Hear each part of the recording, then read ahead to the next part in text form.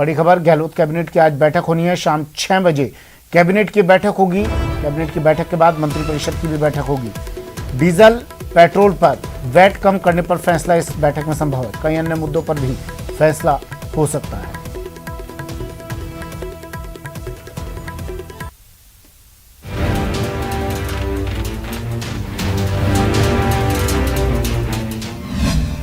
मरुधरा में कम होगी petrol diesel की आंच।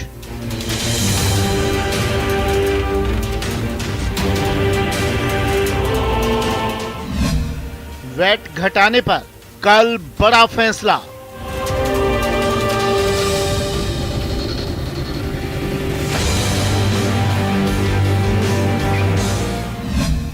कैबिनेट बैठक में लगेगी फाइनल मुहर। कई राज्यों के बाद मरुधरा में भी अब पेट्रोल डीजल की आंच थोड़ी कम होगी। केंद्र के एक्साइज ड्यूटी कम करने के बाद गहलोत सरकार भी प्रदेशवासियों को राहत देने जा रही है। मंगलवार को होने वाली कैबिनेट बैठक में वैट घटाने पर बड़ा फैसला हो सकता है। कैबिनेट में और मंत्रिपरिषद की बैठक में बैठ के हम विचार विमर्श करेंगे। जो भी संभव होगा वो हम लोग फैसला करेंगे। हमारे पड़ोसी राज्यों में और हमारे में बहुत बड़ा फर्क पड़ गया है। अनावश्यक हमें हमारे ऊपर आरोप लगते हैं, हम कम क्यों नहीं कर रहे हैं। हम मांग जो कर रहे हैं वो हर आदमी समझ नहीं पाता। जब तक कि आप गहराई में नहीं जाएगा वो समझ नहीं पाता। हमारी मांग है कि आप जो कम करोगे उसके अनुपात में हमारा सतह कम हो जाएगा। 3,500 करोड़ रुपये कम होंगे, वो किसे कहते हैं, वो में मंजूर है और जनता का भला हो जाएगा। और हम कम करते फिरेंगे तो कहीं कम होगा, कहीं ज़्यादा कम होगा। कोरोना काल के बाद राज्य की आर्थिक हालत खराब है। साथ ही केंद्र से राज्य के हिस्से का पैसा भी समय पर नहीं मिल रहा। ऐसे में वैट में फिर कटौती का सीधा असर विकास योजनाओं पर पड़ सकता है। राज्य की मौजूदा आर्थिक परिस्थितियों को देखें तो वैट में कटौती का बड़ा असर राज्य के रेवेन्यू कलेक्शन पर पड़ेगा। राज्य का 22% राजस्व पेट्रोल डीजल के वैट से आता है। इसी साल जनवरी में राज्य सरकार ने 2% वैट कम किया था। इससे राज्य सरकार के राजस्व में 1,000 करोड़ की कमी हुई थी। वहीं राज्य का केंद्र के पास करीब 5,963 करोड़ भी अटका हुआ है। हालांकि मुख्यमंत्री जी कल मीटिंग ले रहे हैं कैबिनेट की। उन्होंने इशारा भी किया है कि भाई वेट को लेकर उस पर डिस्कस करेंगे। तो मुख्यमंत्री खुद एक्सपीरियंस्ड हैं, तो गहलोत साहब निश्चित रूप से खुद बयान दे चुके हैं। तो वेट पर विसंगति दूर करना वो चाहते हैं, क्योंकि लेकिन ये सब काम केंद्र सरकार को एक नीति बना देनी चाहिए। पूरी एक्साइज ड्यूटी खत्म करें और पूरे देश में पेट्रोल डीजल की एक रेट निर्धारित कर देंगे, क्योंकि पेट्रोल डीजल की रेट तो अपने हाथ में ले ली और फिर वो राज्यों पे दबाव बनाते हैं बाद में। तो आप तो वसूली कर रहे हो ज्यादा टैक्स, और राज्यों के पास जो संसाधन है, यहाँ पे तो इलाज भी फ्री है, जांच भी फ्री है, बुजुर्ग विकलांग विधवा पेंशन भी है। वैट कम करने को लेकर विपक्ष सरकार पर लगातार हमलावर है। वहीं जनता भी पेट्रोल डीजल पर राहत का बेसब्री से इंतजार कर रही है। अब देखना होगा कि सरकार कैबिनेट बैठक के मंथन के बाद कितनी राहत का ऐलान करती है। न्यूज़ 18 के लिए जयपुर से दिनेश शर्मा की रिपोर्ट। चलिए, दिनेश मेरे सहयोगी हमारे साथ फोन लाइन पर जुड़े हुए हैं। गहलोत कैबिनेट की बैठक दिनेश आज 6 बजे बैठक होनी है और कई अहम फैसले। एक फैसला जिस पर पूरे प्रदेश की नजरें टिकी हुई हैं, क्या रहने वाला है आज?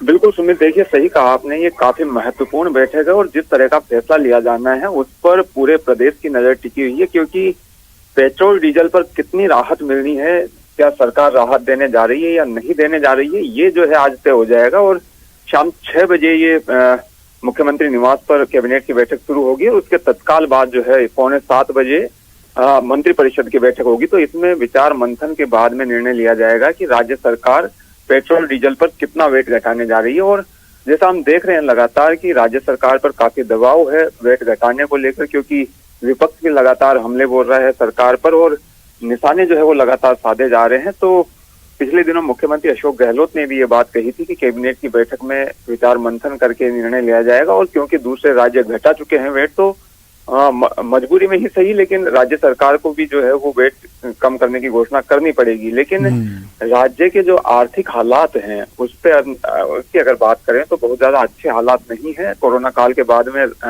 आर्थिक स्थितियां डावाडोल है। इसके साथ ही केंद्र से जो जीएसटी का पैसा मिलता है वो भी समय पर नहीं मिल रहा। तकरीबन 6,000 करोड़ रुपया वो अटका हुआ है। तो बहुत ज्यादा बड़ी राहत की उम्मीद यहाँ पर नहीं की जानी चाहिए। इसके साथ ही कैबिनेट के दूसरे मुद्दों की अगर बात करें तो कई विभागों के महत्वपूर्ण प्रस्तावों पर मुहर लगने की संभावना है और ये बताया जा रहा है कि तकरीबन 1 दर्जन बिंदुओं पर इस कैबिनेट की बैठक में चर्चा होगी, जिसमें शिक्षा विभाग से जुड़े मुद्दे होंगे, स्वास्थ्य विभाग से जुड़े मुद्दे होंगे, इसके साथ ही कृषि और राजस्व विभाग से जुड़े हुए बिंदुओं पर चर्चा होगी और उनके प्रस्तावों को जो है वो मंजूरी इस कैबिनेट के द्वारा दी जा सकती है। तो ये बहुत ही महत्वपूर्ण बैठक आज होने वाली है। सुमित, मुख्यमंत्री बार बार कह भी चुके हैं दिनेश इस बारे में कि राज्य पर खजाना खाली है, कर्जा बहुत है, खजाना खाली है। इन्होंने कई बार मुख्यमंत्री ने इस बात को कहा है।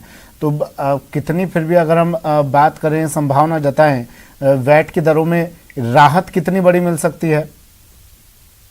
देखिए, जो मांग की जा रही है विपक्ष द्वारा और जो जनता उम्मीद लगाई बैठी है वो तो यही कि कांग्रेस शासित प्रदेश राज्य है पंजाब, वहां पर 10 रुपए और 5 रुपए कटौती की गई है पेट्रोल डीजल के दामों में। लेकिन पंजाब में क्योंकि चुनाव होने वाले हैं इसलिए उसकी परिस्थितियां अलग है और राजस्थान की परिस्थितियां अलग है। तो राजस्थान में बहुत ज्यादा उम्मीद नहीं की जा सकती, क्योंकि जैसा मैंने कहा कि राजस्थान की आर्थिक स्थिति डावाडोल में है और इसी साल जनवरी में राज्य सरकार ने 2% वेट घटाया था। उस वेट को घटाने से राज्य के जो राजस्व अर्जन होता है उस पर तकरीबन 1,000 करोड़ का भार आया है। और मुख्यमंत्री इस तरह के संकेत बार बार देते रहे हैं। उन्होंने पत्र भी लिखे हैं गृह मंत्री को भी, प्रधानमंत्री को भी, कि केंद्र सरकार जो है वो एक्साइज ड्यूटी और कम करे तो उसी अनुपात में वेट अपने आप कम हो जाएगा। तो डायरेक्ट राहत। शुक्रिया दिनेश, तमाम जानकारी के लिए। दिनेश मिश्रा हमारे साथ फोन लाइन पर जुड़े। आज कैबिनेट की बैठक होगी, उसके बाद मंत्रिपरिषद की बैठक होगी और इस बैठक में आज फैसला लिया जा सकता है वैट की दरों में कमी को लेकर। शिक्षा से जुड़े हुए कई मुद्दों पर भी मुहर आज लग सकती है। बड़ी खबर एक्शन में मुख्यमंत्री गहलोत 18 नवंबर को सीएम करेंगे 4 जिलों का दौरा। धौलपुर, करौली, भरतपुर और दौसा मुख्यमंत्री जाएंगे। प्रशासन गांव के संग शिविर का निरीक्षण यहां करेंगे। सीएम के दौरे को लेकर तैयारियां जोरों पर।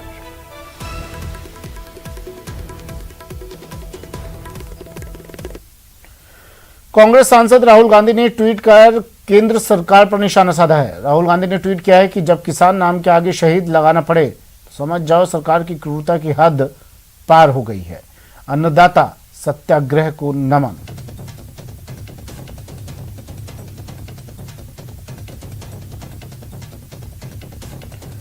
राहुल गांधी का ट्वीट लिखा उन्होंने, किसान नाम के आगे शहीद लगाना पड़े तो समझिए सरकार ने क्रूरता की हदें पार कर दी। अन्नदाता सत्याग्रह को नमन। ये ट्वीट राहुल गांधी का।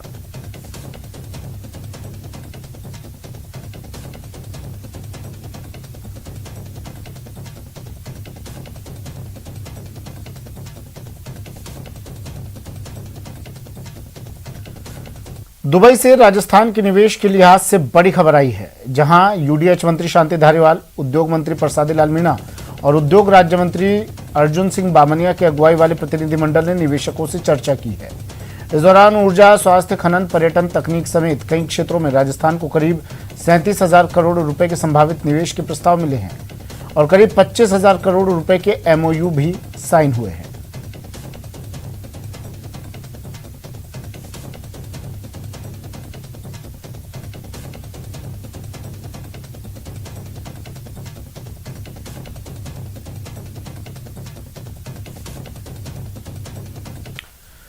AIM चीफ असदुद्दीन ओवैसी के एक ऐलान ने मरुधरा में सियासी गर्मी बढ़ा दी है। ओवैसी ने साफ कर दिया है कि पार्टी 2023 विधानसभा चुनाव लड़ेगी। मरुधरा की सियासत में ओवैसी ने मचाई हलचल। 2023 विधानसभा चुनाव में ताल ठोकेगी AIMIM।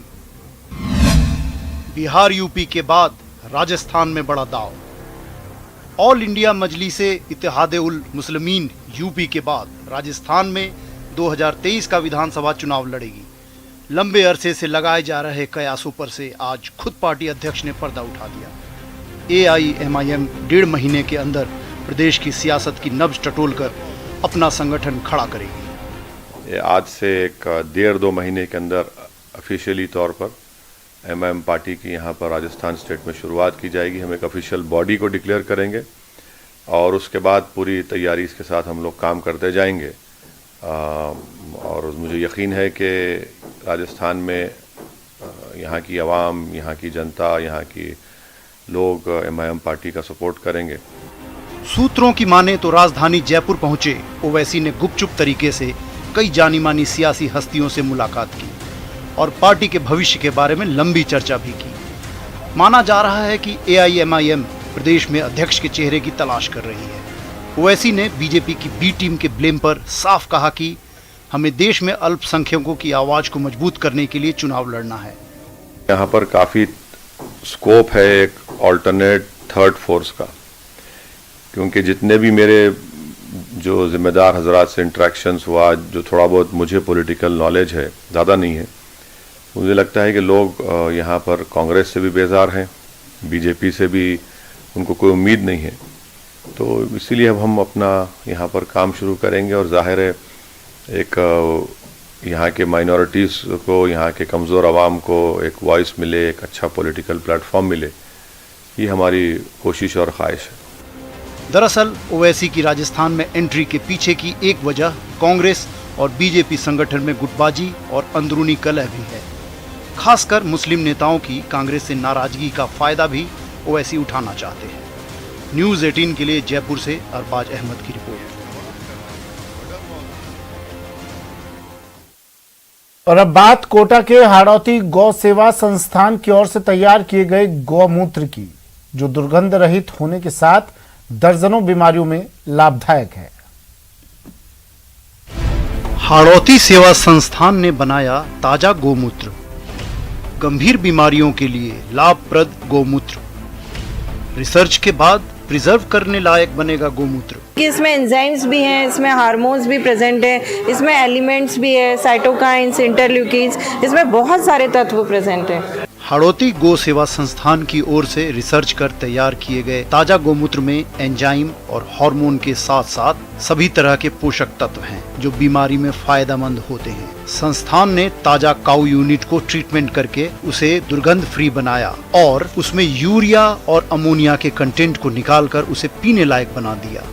नई बात हम लोग ये बताना चाह रहे हैं कि जो मार्केट में आता है वो अर्क आता है, जिसको हम डिस्टिलेट कहते हैं, और जो हमने रिसर्च किया है वो फ्रेश काऊ यूरिन, मतलब ताज़ा काऊ यूरिन है, जो कुछ घंटे के बाद ख़राब होना शुरू होता है। तो हमने इसको ट्रीटमेंट करके इसका पीएच कम करके इसमें यूरिया और अमोनिया के कंटेंट को कम किया है, जिसकी वजह से इसमें से स्मेल ख़त्म हो जाती है, ये ऑर्डरलेस हो जाता है और पीने लायक हो जाता है। गोमूत्र का न्यू वर्जन तैयार होने से गो सेवा संस्थान के विशेषज्ञ काफी खुश हैं, क्योंकि पहले गोमूत्र मरीज तीखापन और स्मेल की वजह से नहीं पी पाते थे। अब संस्थान की ओर से तैयार किया गया गोमूत्र मरीज और बच्चे आराम से इस्तेमाल कर सकते हैं। लेकिन हम पहले जब पेशेंट को देते थे तो उसमें से 1000 में से कोई एक पेशेंट गोमूत्र को ले पाता था, क्योंकि उसमें स्मेल इतनी थी, तीखापन था। अब हमारे सामने एक बहुत बड़ा चैलेंज था कि हम कैसे ज़्यादा से ज़्यादा पेशेंट्स को गोमूत्र यूज़ करवा सकें। इसके लिए जो ये रिसर्च हुई है ये बहुत ही कारगर सिद्ध हुई है। अब हम कम से कम 1000 पेशेंट्स के प्रिस्क्राइब करते हैं तो उनमें से मोर देन 70% लोग इसको ले पाते हैं, इवन बच्चे भी इसको ले पाते हैं। फिलहाल हाड़ौती गो सेवा संस्थान ने अपने गोमूत्र के न्यू वर्जन का पेटेंट करवा लिया है और अन्य गौशाला को इसी विधि से गोमूत्र बनाने की सलाह दे रही है, ताकि ज्यादा से ज्यादा मरीजों को लाभ मिल सके। योगेश, न्यूज़ 18 राजस्थान, कोटा। भारत के अपने शॉर्ट वीडियो शेयरिंग ऐप चिंगारी ने क्रिप्टो सोशल टोकन गारी के साथ क्रिप्टो करेंसी बाजार में धमाकेदार कदम रखा है। सुपरस्टार सलमान खान गारी के ब्रांड एम्बेसडर हैं। चिंगारी ऐप भारत में खासा लोकप्रिय हो रहा है और सोशल मीडिया कैटेगरी में बेस्ट ऐप का खिताब भी पा चुका है। चिंगारी ऐप न सिर्फ कंटेंट क्रिएटर्स बल्कि व्यूअर्स, एडवर्टाइजर्स और डेवलपर्स सबकी कामयाबी की कुंजी है। गारी का इस्तेमाल भविष्य की इन ऐप करेंसी के साथ साथ गवर्नेंस टोकन के तौर पर भी हो सकता है। आइए जानते हैं आरजे प्रिया से, जो एक इन्फ्लुएंसर हैं।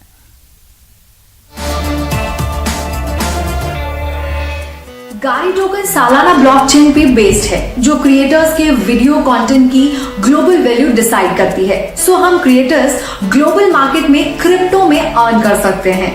गाड़ी टोकन्स क्रिएटर्स को चिंगारी ऐप का गवर्नेंस करने की अथॉरिटी देता है।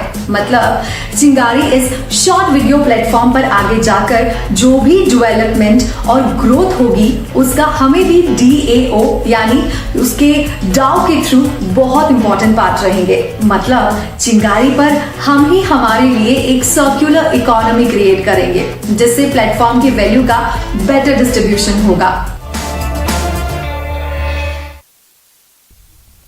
फिलहाल इतना ही, दीजिए इजाजत, नमस्कार।